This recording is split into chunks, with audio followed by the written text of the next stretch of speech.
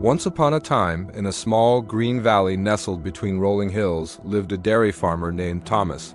Every morning, before the sun even thought about peeking over the horizon, Thomas would be in his barn, the gentle sounds of his cows and the clinking of milk pails filling the air. He was known throughout the village for producing the creamiest, most delicious milk. His butter was golden, his cheese was sharp, and his yogurt was the talk of the town. People would line up at the weekly market just to get a taste of what came from Thomas's farm. But Thomas had a secret, a little trick he'd learned to stretch his profits just a bit further. After milking his finest cow, Daisy, he would stop by the clear, cool stream that ran through his property.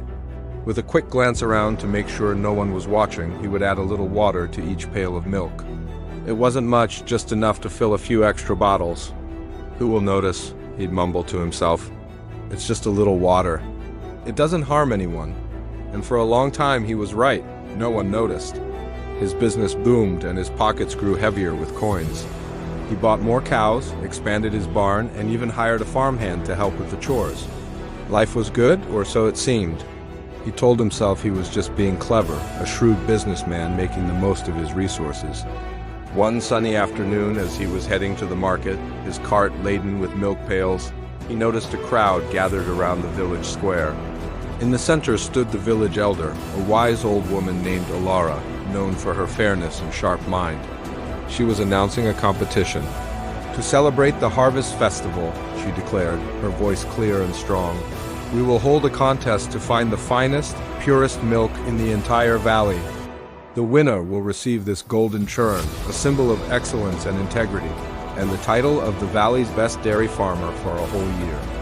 A buzz of excitement went through the crowd.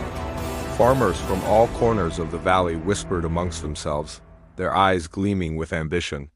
Thomas's heart skipped a beat, the golden churn. He imagined it sitting on his mantelpiece, a testament to his success. Winning would mean more than just a prize. It would solidify his reputation as the best. But then a cold knot of anxiety tightened in his stomach. The contest was for the purest milk. Pure, his milk wasn't entirely pure. For the next few days, Thomas was a mess of conflicting thoughts. His conscience, a voice he had long ignored, started whispering louder and louder. He could easily win if he just stopped adding water for one day. He could prepare a special batch, just for the contest, using only the richest milk from Daisy. No one would ever know. It was the perfect plan. He would win the golden churn, and then, well, he could go back to his old ways afterward. The title and the prize were too tempting to pass up. So, on the morning of the contest, Thomas woke up even earlier than usual. He carefully cleaned his best pails and went straight to Daisy. He milked her with extra care, the rich, creamy liquid filling the pail. It looked perfect. He admired the thick white foam on top. This was it. This was his winning batch. As he started walking towards his cart, his path took him right past the familiar stream. It was an old habit, a route carved into his daily routine. The water gurgled and sparkled in the morning sun, almost as if it were calling to him. He stopped. He looked at the pail of pure milk, then at the stream. The familiar urge, the voice of greed, whispered in his ear. "Just a little," it said. "It'll make the pail look fuller. A little more profit from the rest of the batch you sell today. No one will know. You'll still win." He hesitated, his hand hovering over the pail's lid. It was just a habit, right? What harm could it do? He dipped his smaller jug into the stream, the clear water swirling inside. But as he was about to pour it into the milk, he saw his own reflection in the surface of the pail. He didn't see a successful farmer. He saw a man with worried eyes, a furrowed brow, and a slight tremor in his hand. He saw a cheat. Suddenly, the image of the golden churn in his mind changed. It was no longer a symbol of success, but a symbol of his deceit. How could he proudly display it, knowing he had won it with a lie in his heart, even if the milk for the contest itself was pure? The victory would feel hollow, tainted by the secret he carried every other day of the year. What was the point of being called the valley's best if he knew deep down that he wasn't being the best man he could be? In that moment, something inside him shifted. With a deep breath, he poured the water from the jug, not into the milk, but onto the ground beside him. It soaked into the thirsty earth and disappeared. A weight he didn't even realize he was carrying seemed to lift from his shoulders. He felt lighter. He looked at his reflection again. This time, a small, genuine smile touched his lips. He picked up the pail of pure, unadulterated milk and walked to his cart with a newfound sense of pride. It wasn't the pride of a clever businessman, but the quiet, solid pride of an honest man. At the market, the square was buzzing with energy.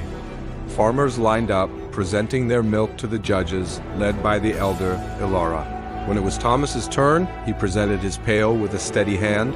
The judges tasted it, their faces thoughtful. They tested its purity and richness. Thomas waited, his heart pounding not with the fear of being caught, but with the simple hope that his best, his honest best, would be good enough. After what felt like an eternity, Ilara stepped forward to announce the winner. She held the gleaming golden churn high for everyone to see. "The competition was fierce," she said, her eyes twinkling. "We have tasted some of the finest milk our valley has ever produced. But one stood out, not just for its richness, but for its undeniable purity." She paused, her gaze sweeping over the anxious faces of the farmers. "The winner is Thomas!" A gasp went through the crowd, followed by applause. Thomas stood in stunned silence. He had won with honesty. As Ilara handed him the heavy, ornate golden churn, he felt a wave of emotion wash over him. It was a feeling 1,000 times better than the thrill of making a few extra coins. It was the feeling of true earned success. From that day forward, Thomas was a changed man. He never added a single drop of water to his milk again. His customers, funnily enough, did notice a difference. They remarked that his milk seemed even richer and creamier than before. His business didn't suffer. In fact, it thrived. People trusted him. They knew that when they bought from Thomas, they were buying quality, integrity, and the best that the valley had to offer. The golden churn sat on his mantelpiece, not as a trophy of a one-day victory, but as a daily reminder. A reminder that the secret ingredient to true success isn't cleverness or cutting corners, it's honesty. It's the kind of richness that can't be measured in coins or watered down.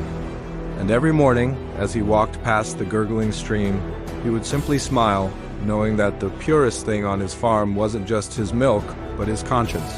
Thanks for watching. If you enjoyed this story, don't forget to like, subscribe, and hit the notification bell for more content that we hope will inspire and uplift you. See you in the next video.